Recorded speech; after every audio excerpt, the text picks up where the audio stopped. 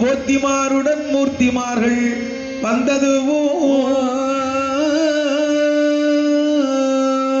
வழியெங்கே என்று சொல்வாய், வழியெங்கே என்று சொல்வாய். மூர்த்திமார் கேட்டபின் போத்திமார்கள் வாழும் நாஞ்சில் நாடதிலே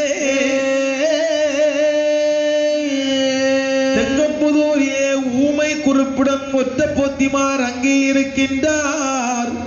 உண்மையாய் சொன்னோம் நாங்கள் அறிந்து மூர்த்திமாரை அங்கே போங்கள் என்று போங்கள் என்று சொல்லி மூர்த்திமார் அனுப்பிவிட்டார். பொல்லாத சொல் கேட்டு மூர்த்திமார்கள் தெங்கப்புதூரில்